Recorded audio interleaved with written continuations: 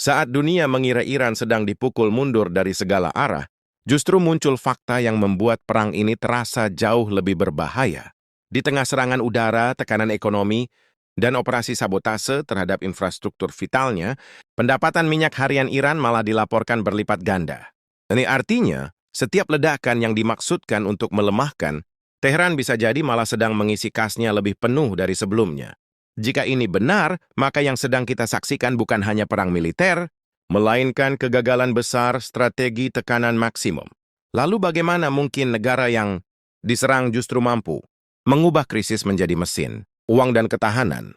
Di tengah badai yang membesar, di tengah eskalasi yang terus membesar, konflik ini semakin jelas bukan sekadar perang rudal, drone, atau serangan udara. Yang diperebutkan juga adalah jalur energi, kestabilan pasar, daya tahan industri, dan masa depan ekonomi. Dalam banyak perang, negara yang menjadi sasaran biasanya segera mengalami tekanan berlapis, produksi terganggu, ekspor tersendat, investor panik, dan sumber pendapatan utama melemah. Namun dalam kasus Iran, gambaran yang muncul justru lebih rumit. Di saat tekanan militer dan ekonomi datang bersamaan, Teheran disebut berhasil memanfaatkan gejolak kawasan untuk memperkuat pemasukan dari sektor minyak. Ini menjadi ironi strategis yang sulit diabaikan. Karena ketegangan yang dimaksudkan untuk melemahkan Iran justru mendorong nilai geopolitik dari komoditas utamanya. Laporan terbaru menunjukkan bahwa sejak akhir Februari pendapatan minyak harian Iran meningkat tajam. Kenaikan ini tidak terjadi dalam ruang kosong. Ia muncul ketika Selat Hormuz, jalur sempit yang sangat vital bagi sistem energi dunia, memasuki fase yang jauh lebih sensitif. Selama puluhan tahun, selat ini dipandang sebagai salah satu titik paling menentukan dalam pasar minyak global. Ketika ancaman terhadap jalur ini meningkat, pasar tidak perlu menunggu sampai seluruh kapal berhenti berlayar.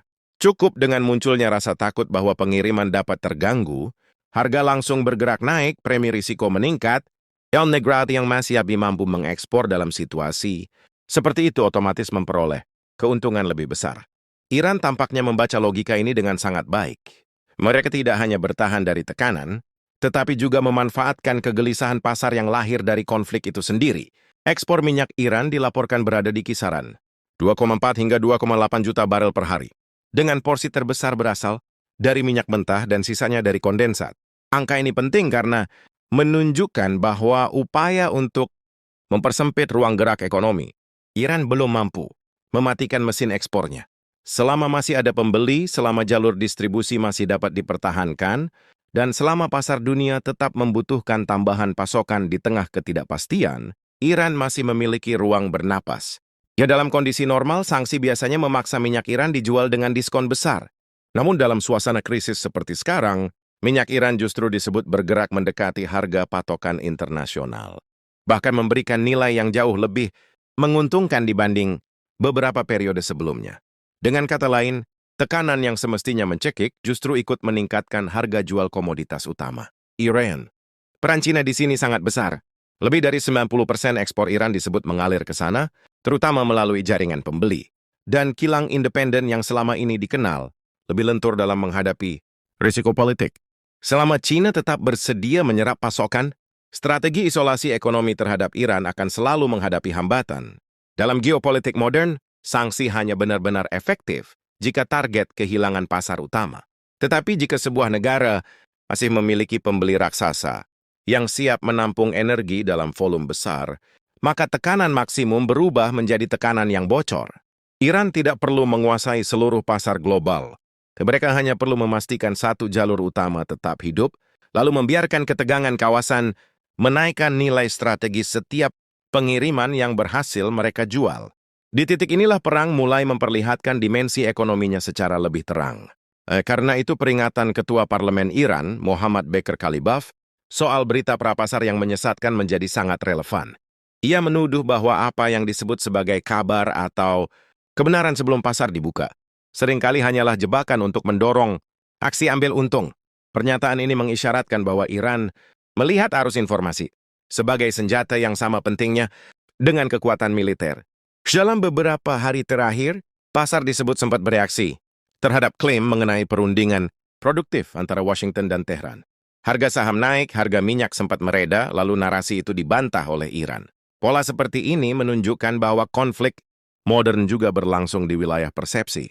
Jika serangan militer menghantam infrastruktur fisik, maka manipulasi narasi menghantam ekspektasi pasar, kepercayaan investor, dan stabilitas psikologis publik. Dari sudut pandang Iran, inilah wajah perang hibrida yang sesungguhnya. Sanksi, operasi militer, sabotase industri, tekanan psikologis, dan permainan informasi bekerja secara bersamaan untuk menciptakan tekanan berlapis. Karena itu pesan Kalibaf bukan hanya peringatan teknis bagi investor, melainkan sinyal politik bahwa Tehran berusaha mematahkan efek psikologis dari narasi yang dibentuk lawan. Dalam situasi krisis, kemampuan mengendalikan rasa takut seringkali hampir sama pentingnya dengan kemampuan mengendalikan wilayah. Iran tampaknya ingin menunjukkan bahwa mereka tidak panik, bahwa ekspor berjalan, fasilitas yang rusak akan dipulihkan, dan roda ekonomi belum berhenti berputar. Namun konflik ini juga memperlihatkan bahwa lawan Iran memahami dengan baik titik-titik saraf ekonominya. Serangan terhadap Mobarake Steel, Khuzestan Steel, dan Al-Ghadir Aluminium menunjukkan bahwa sasaran tidak lagi terbatas pada instalasi, militer atau fasilitas energi, tetapi juga fondasi industri. Ini sangat penting karena sektor seperti baja tidak hanya menghasilkan uang, ia menopang konstruksi infrastruktur, transportasi, energi, dan kemampuan produksi nasional secara keseluruhan. Menyerang pabrik baja berarti menyerang kemampuan suatu negara untuk membangun, memperbaiki, dan menopang dirinya sendiri. Menyerang gardu listrik dan jalur produksi berarti berusaha memperlambat pemulihan dan menaikkan biaya bertahan hidup dalam jangka panjang. Dengan kata lain, yang disasar bukan hanya fasilitas, tetapi daya tahan ekonomi. Bagi Tehran, baja bukan sekadar komoditas industri. Baja adalah simbol kemandirian ekonomi yang dibangun selama puluhan tahun, terutama sejak Revolusi 1979. Dalam strategi pembangunan Iran, industri dasar seperti baja diperlakukan sebagai mesin penggerak bagi banyak sektor lain. Dari tambang hingga produk jadi, dari pusat produksi hingga jaringan hilir, semuanya dirancang untuk mengurangi ketergantungan pada luar negeri. Karena itu ketika pabrik-pabrik besar diserang, Iran berusaha membangun satu pesan yang sangat jelas. Serangan itu bukan bukti bahwa mereka lemah, melainkan bukti bahwa lawan terpaksa menyerang sektor paling penting karena gagal mematahkan ketahanan. Iran melalui sanksi dan tekanan ekonomi biasa. Narasi ini diperkuat oleh janji para pejabat Iran untuk memulihkan jalur produksi secepat mungkin. Di balik pernyataan itu ada makna psikologis yang sangat penting. Dalam perang berkepanjangan, persepsi tentang kemampuan bangkit seringkali sama berharganya dengan kemampuan bertahan saat ini. Negara yang bisa menunjukkan bahwa setiap serangan akan diikuti perbaikan, pemulihan dan kelanjutan produksi akan jauh lebih sulit ditekan secara strategis. Iran jelas ingin menanamkan kesan semacam itu, baik kepada rakyatnya sendiri, kepada pelaku ekonomi di kawasan, maupun kepada lawan-lawannya. Mereka ingin memperlihatkan bahwa model ekonomi yang dibangun selama bertahun-tahun tidak bisa dipatahkan hanya oleh beberapa gelombang serangan. Konflik ini lalu bergerak lebih jauh ke wilayah yang bahkan lebih sensitif, yaitu ilmu pengetahuan dan pendidikan. Serangan terhadap gedung di Universitas Teknologi Isfahan menunjukkan bahwa pertarungan telah meluas ke pusat-pusat akademik. Dari sudut pandang strategis, ini adalah perkembangan yang sangat besar. Karena menyerang universitas berarti menyerang masa depan, menyerang regenerasi pengetahuan, dan menyerang kemampuan teknologi jangka panjang sebuah negara. Menteri Luar Negeri Iran, Abbas Araghchi, menanggapi hal ini dengan mengatakan bahwa musuh percaya pengetahuan dapat dihancurkan dengan pengeboman, padahal tindakan semacam itu justru menunjukkan keputusasaan. Pesan ini sederhana tetapi tajam. Iran ingin menampilkan serangan terhadap kampus dan ilmuwan sebagai pengakuan tidak langsung bahwa kemajuan ilmiah mereka masih hidup, masih penting, dan masih dianggap ancaman nyata. Disinilah perang berubah menjadi ujian tentang siapa yang lebih sanggup bertahan menghadapi masa depan. Rudal dapat menghancurkan bangunan, tetapi tidak serta-merta mematikan gagasan, kemampuan teknis, atau keyakinan sebuah bangsa untuk berdiri di atas kaki sendiri. Itulah narasi yang terus didorong oleh Iran. Mereka ingin menegaskan bahwa sains dan pendidikan adalah pilar kedaulatan, sama seperti energi dan industri. Karena itu, setiap serangan terhadap universitas, ilmuwan atau situs sipil tidak hanya diposisikan sebagai pelanggaran hukum internasional, tetapi juga sebagai bukti bahwa lawan telah masuk ke fase putus asa. yaitu fase ketika targetnya bukan lagi sekadar kekuatan militer, melainkan kapasitas masa depan suatu negara. Pada akhirnya, seluruh rangkaian peristiwa ini memperlihatkan satu kenyataan yang jauh lebih besar daripada bentrokan di medan tempur. Ini adalah ujian terhadap strategi tekanan maksimum itu sendiri. Jika sebuah negara yang diserang masih mampu meningkatkan pendapatan minyaknya, menjaga jalur ekspor utamanya tetap hidup, epokat industri yang dihantam, dan menjadikan serangan terhadap kampus sebagai bahan untuk memperkuat narasi kemandirian, maka ada sesuatu yang jelas tidak berjalan sesuai harapan dalam strategi lawannya. Mungkin Iran memang menderita kerusakan besar. Mungkin tekanan yang mereka hadapi sangat nyata.